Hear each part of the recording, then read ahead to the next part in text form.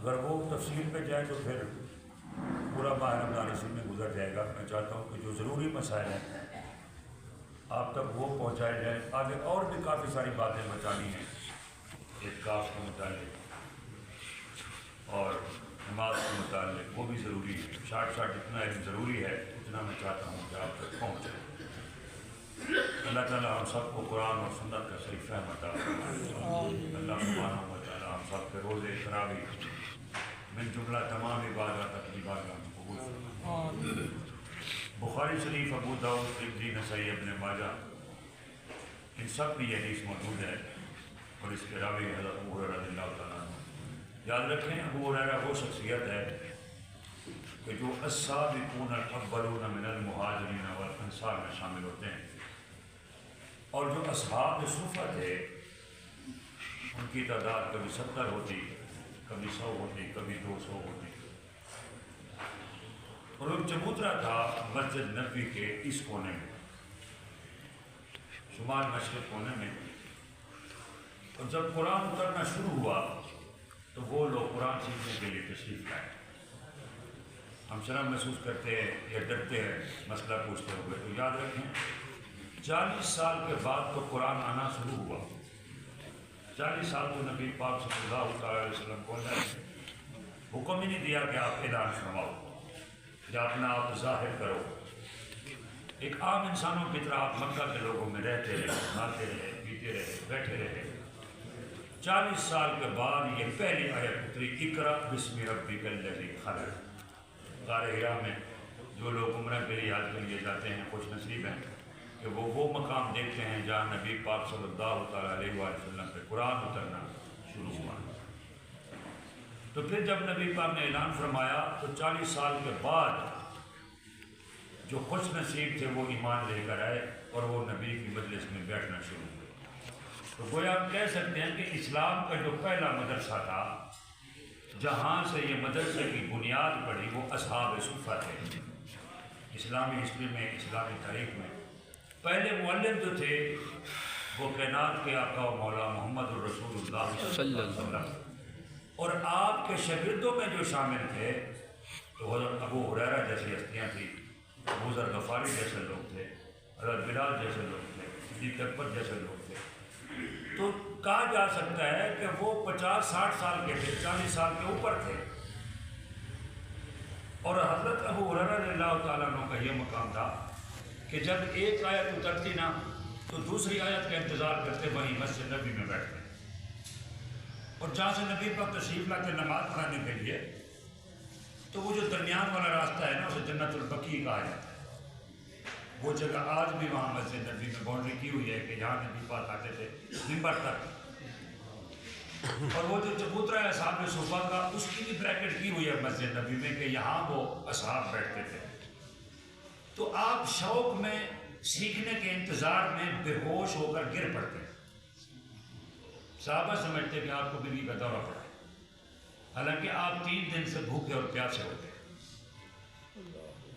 تو اللہ نے یہ ایسے اتارے کہ محبوب جن لوگوں نے اپنے آپ کو وَأُحْصِرُوا فِي سَبِيلِ اللَّهِ یہ روکا ہے، صرف حالانکہ وہ مالدار تھے، ان کی زمینیں بھی تھیں، ان کی جائیدادیں بھی تھیں، لیکن علم سیکھنے کے شوق میں وہیں بیٹھے، اور کپڑا ایک ہوتا، دستار بھی نہ ہوتی، قمیض بھی نہ ہوتی، ایک ہی کپڑا ہوتا جس کو وہ دونوں ہاتھوں سے یوں پکڑے ہوتے کہ اگر ہاتھ چھوڑیں گے تو وہ گر جائے گا، اور 3 دن فاقے ہوتے تھے وہ 3 کے طالب علم، اور تھے بھی عمر رسیدہ۔ تو پھر اللہ نے حکم دیا کہ محبوب جو زکوٰۃ کا مال ہے نا، جو لوگ آپ کو تحفے تحائف دیں تو وہ آپ کسی اور کو دینے کی بجائے اصحاب صفہ کے سامنے رکھ دیں۔ یہ جو دین کے لیے آئے ہوئے ہیں نا تو اپنا سب کچھ گھر بار چھوڑا، فیملیاں چھوڑی، زمین چھوڑی، جائیداد ہم سے کئی گنا زیادہ تھی ان کی، لیکن دین سیکھنے کا شوق تو تھا۔ تعداد میں اضافہ ہوتا چلا جاتا، کبھی 100 ہوتے، کبھی 70 ہوتے، کبھی 200 تک بھی پہنچ جاتے، لیکن کوئی باقاعدہ کوئی انتظام تو نہیں تھا کہ بوریاں پڑی ہوں اناج کی اور ہر چیز وافر ہو، کپڑا، جوتے، ہر چیز۔ ان کا شوق تو بڑھتا گیا۔ پھر اللہ نے حکم دیا محبوب جو امیر صحابہ ہیں نا ان میں سے ان کو بھیجا کرو، یہ ان کے مہمان بن جائے۔ اور کبھی کبھی اپنے گھر بھی لے جایا کرو۔ تو نبی پاک صلی اللہ تعالیٰ علیہ وآلہ وسلم 10 صحابہ کو علیحدہ علیحدہ کر کے آپ بھی گھر میں لے جاتے، حالانکہ آپ کے گھر میں بھی واقع ہوتے۔ یہ تھا دور جو اسلام کا شروع کا دور تھا، اور وہ تھا شوق جو اسلام کا شوق تھا۔ انہی میں سے حضرت ابو ہریرہ رضی اللہ تعالیٰ عنہ وہ ہیں جنہیں 5000، کوئی کہتے ہیں 7000، کوئی کہتے ہیں 8000، کوئی کہتے ہیں 3000 زبانی حدیثیں یاد تھیں۔ بلال بھی تھے، مقداد بھی تھے، حضرت انس بھی تھے، عبیدہ بن جراح بھی تھے، عبداللہ بن مسعود بھی تھے۔ تو وہ کیسا منظر تھا کہ سارے بزرگ صحابہ طالب علم اور نبی پاک ان کے استاد۔ سبحان اللہ۔ تو پہلا جو مدرسہ تھا وہ بچوں کا مدرسہ نہیں تھا، یاد رکھیں، وہ بڑے لوگوں کا، میچور لوگوں کا مدرسہ تھا جو دین سیکھنے آئے تھے۔ تو گویا کہ اللہ نے پہلے مدرسے سے ہی بتا دیا کہ علم سیکھنے کی کوئی عمر نہیں، جب دل کرے آپ بیٹھ جاؤ اور جس سے دل کرے آپ سیکھو۔ یہ جو چھوٹے چھوٹے بچوں کو ہم قرآن سکھاتے ہیں، دین سکھاتے ہیں نا، انہیں تو پتہ ہی نہیں ہے، ہم سکھاتے چلے جاتے ہیں، وہ معصوم ہیں، سیکھنے والے تو آپ لوگ ہیں۔ ان کی تو عمر ہی 14-15 سال کے بعد انہیں سینسیبلٹی آئے گی، بار بار کے ہم بچوں کو سبق یاد کراتے ہیں، اگلے دن پھر وہ بھول جاتے ہیں۔ لیکن کوئی 20-30 سال کا بندہ ہوگا، کچھ تو یاد رکھے گا۔ لیکن الٹا نظام ہی الٹا ہے ہمارے یہاں، سمجھتے یہ ہیں کہ پہلی دوسری تیسری سے آپ شروع کریں، میٹرک میں جا کے انٹر 14 کے بعد ختم، اب تعلیم ہی ختم۔ جس عمر میں ہمیں سمجھ آنا شروع ہوتی ہے قرآن کی، حدیث کی، مسئلے کی، کوئی بچہ ہو اگر اسے آپ ہنر کے لیے بھیجیں نا، پہلے 5-6 سال سے تک سمجھ نہیں آتا، 5-6 سال کے بعد وہ کچھ کرنا، وہ ٹیکنیکل چیزیں سیکھنا شروع ہوتا ہے۔ تو ہماری عمر جو ہے اب ہے سیکھنے کی، لیکن اب ہمارے پاس ہے نہیں۔ اللہ سمجھنے کی توفیق بخشے۔ یہ 4-5 حدیثوں میں ہے، ابو ہریرہ بھی ہیں، کہ نبی پاک نے فرمایا کہ جو بری بات کہنا اور اس پر عمل کرنا نہ چھوڑے تو اللہ کو اس کی کچھ حاجت نہیں کہ وہ اپنا کھانا پینا چھوڑ دے۔ یعنی روزے کے ساتھ، روزے کے مکروہات ہیں، اس سے نہ قضا ہوتی ہے نہ کفارہ ہوتا ہے، لیکن یہ چیز اسلام نے اچھی نہیں جانی کہ روزے کے ساتھ وہ جھوٹ بولتا پھرے، چغلی کرتا پھرے، غیبت کرے، سود کھائے، کم تولے، دکانداری کرے، اس طرح قسمیں اٹھائے جھوٹی، تو روزہ تو اس کا ہے، لیکن اللہ کو پھر اس کا حقیقی روزہ نہیں پہنچتا، پھر اللہ کو اس کی ضرورت بھی نہیں ہے، وہ روزہ رکھے گا۔ روزے کا معنی تو یہی ہے کہ تمام فواہش سے، لغویات سے، بیہودہ باتوں سے بچے۔ اگر وہ نہیں بچتا تو پھر وہ روزہ رکھے یا نہ رکھے ایک بھی سے ہے۔ دوسری حدیث ہے ابن ماجہ نسائی، حضرت خزیمہ حاکم بیکری، اس کے راوی بھی ابو ہریرہ رضی اللہ عنہ ہیں۔ آپ فرماتے ہیں کہ کریم آقا نے فرمایا کہ بہت سے روزہ دار ایسے ہیں کہ انہیں روزہ سے سوا پیاس پہ کچھ حاصل نہیں ہوتا، اور بہت سے رات میں قیام کرنے والے ایسے ہیں کہ انہیں سوائے جاگنے کے کچھ حاصل نہیں ہوتا۔ یعنی روزے کے ساتھ غیبت کرنا، برائی کرنا، اور رات کو ریاکاری کے لیے نماز میں کھڑے ہو جانا۔ نماز میں بھی اخلاص ضروری ہے، نماز میں بھی رب کی طرف توجہ ضروری ہے، نماز میں بھی خشوع اور خضوع ضروری ہے کہ جو وہ پڑھ رہا ہے اس کو سمجھ تو لے کہ وہ نماز میں پڑھ کیا رہا۔ ہم بھی دھیانی سے پڑھ رہے ہوتے ہیں اور کوشش کرتے ہیں کہ پٹافٹ نکلیں، بس 20-25 منٹ پڑھیں۔ صحابہ کرام کا قیام پڑھ لیں، لیکن تراویح پڑھتے ہیں، فرض نہیں ہے، سنت بھی نہیں ہے، واجب بھی نہیں ہے، یہ کیا ہے؟ یہ تہجد کی نماز تھی نبی پاک صلی اللہ علیہ وسلم کی، جو آپ قیام فرمایا کرتے تھے، تو اللہ نے اس کو قیام اللیل فرما دی۔ اور ترویہ 4 رکعات کے بعد جو صحابہ بیٹھتے تھے تو اتنی دیر وہ ذکر کرتے تھے، کافی دیر، گھنٹہ 2 گھنٹے ذکر کے بعد پھر اٹھتے، پھر 4 رکعت پڑھتے، پھر اٹھتے، پھر 4 رکعت پڑھتے، تو اس طرح پوری رات گزر جاتی، ان کا قیام اللیل ہوتا، یا قرآن سننے میں گزر جاتی یا ذکر کرنے میں گزر جاتی۔ ہماری کیا حالت ہے؟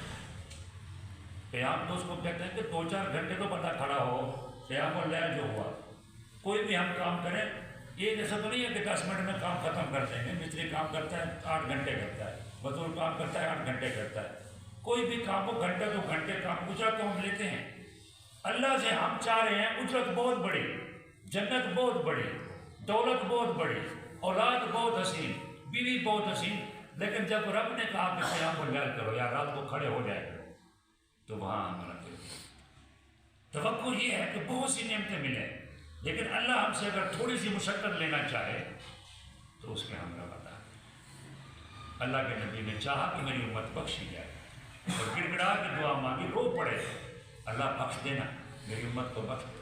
اللہ نے فرمایا وَمِنَ اللَّيْلِ، رات کو کھڑے ہونا، فَتَہَجَّدْ بِهِ نَافِلَةً لَكَ عَسَىٰ، تو آپ کھڑے ہو جاؤ نوافل میں، دعا مانگو میں اللہ بخش دوں، صرف بخشنے دوں گا، وَبَعَثَكَ رَبُّكَ مَقَامًا مَحْمُودًا، آپ کو قیامت والے دن وزارت کی کرسی بھی عطا فرماؤں، جہاں صرف آپ ہوں گے، آدم علیہ السلام سے لے کر آپ تک کم و بیش 1,24,000 پیغمبر جتنے بھی مبعوث ہوئے، ان سب سے میں آپ کو اونچا مقام عطا دوں۔